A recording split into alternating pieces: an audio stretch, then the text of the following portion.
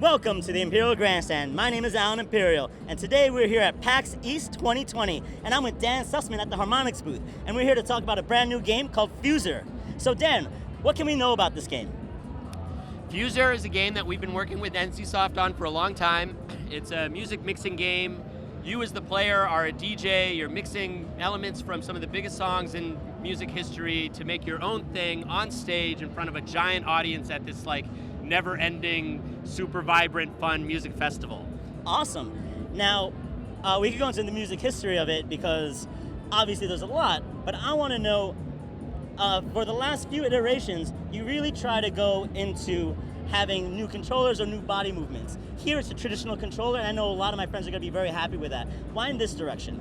Well, a lot of the games that we've made historically, I feel like that the controller interface has had a lot of value as it relates to the gameplay and the game fantasy, right? If you're playing drums in Rock Band, the drum controller is actually a really important part of that experience.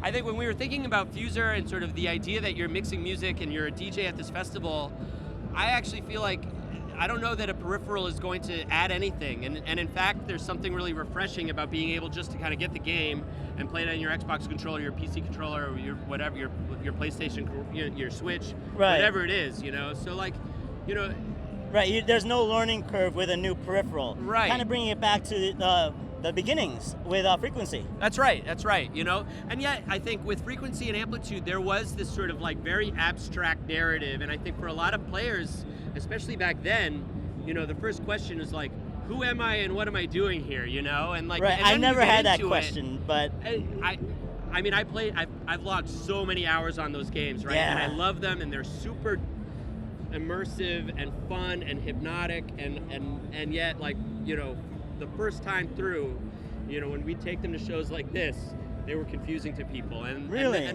I feel like there was this big breakthrough with Guitar Hero where it was oh no, I understand who I am in this space and what I'm supposed to be doing, and I understand what the game is asking from me. Very interesting. And I never thought of that. That's been the unanimous response here. Is when we tell people, oh, you're a DJ and you're mixing these songs for the audience. It's a very, it's oh, okay, I get it. How does that work? Oh, well, this button, oh, okay. And so all of I feel like that narrative and the control scheme is really important. Right. Now, to take it a little deeper into music, why did you think the downbeat was super important? Because I just played it. I played a session. It was great. And while I was online, I'm thinking, oh, I'm syncopated. I'm offbeat. And when I played it, it all clicked together. And I'm like, oh, why did you feel that was where the point started? Well, so what I see, so really our scoring model is around, we have all these players at the office who have gotten really good at the game, right? Right. And so we, the scoring is all about defining the things that a player does that make them good, right? And, okay.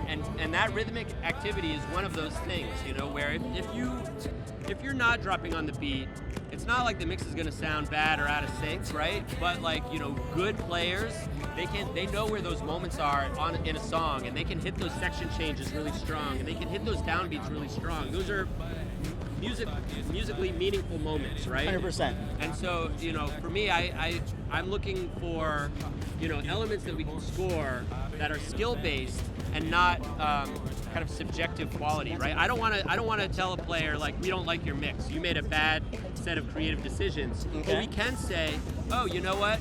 You weren't, you weren't really rhythmically there, and you sort of your activity was kind of one-dimensional. You might want to do more things, And right. So you're looking more for the objective versus subjective because exactly. taste is different. Yeah, and this is a game about creative choice, right? This is a game about player agency, and I feel like the game really needs to make the player feel good about the things that they're creating, and also kind of pull them through and teach them the interface and teach them the content. Right. Now, to pull them through, I remember learning how to play Guitar Hero and Rock Band, and I really felt a sense of accomplishment.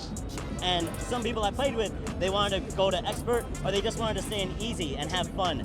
And I want to know, how are you going to help people like me who want to get better rhythmically, who want to get a better score, and help my friends who just want to kind of have a few beers and have a good time?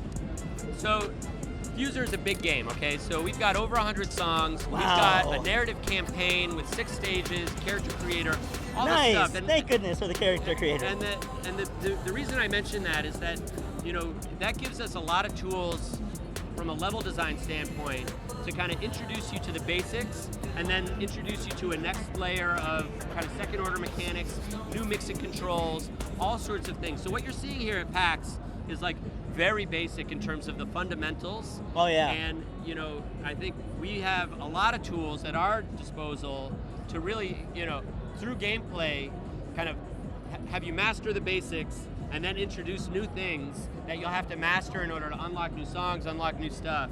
And you know, those are really powerful motivators in the context of gaming, right? You see a lot of games that work that way. Right. Now, I grew up listening to Bon Jovi and a lot of rock, and because of Rock Band, my nephew loves the same songs I do with the same passion, and he learned it at the same time I learned it, right. At around like 10 to 12. And I want to know, what songs can we expect that will hit all generations? So the most exciting thing about the Fuser soundtrack has been, you know, that this is not a rock game, this is not a rap game, this is not a dance game. This is a game that offers the player a ton of choice in terms of what they like and who they want to be, right? And nice. So it is by far the most diverse, the most eclectic soundtrack we've ever assembled. Right. You know, even here in the PAX demo, we've got these 16 songs, and there's some classic rock in there, there's some old school punk in there, there's like some, you know, cutting edge pop. We've got Billie Eilish, we've got Lizzo, we've got The Clash, we've got Blue Oyster Cult, we've got Fatboy Slim. You know, it's like we've got a lot of stuff in there that is, you know, that you know, it basically is coming from like a wide range of style, decade of release, and all of that, and that's all intentional, and you'll see that reflected in the soundtrack at large. Awesome. And to wrap up, what do you want my audience to know about Fuser? I think, you know, the most important thing to understand about Fuser is that it's coming out this year in the fall on Xbox One, PlayStation 4, the Nintendo Switch, and PC.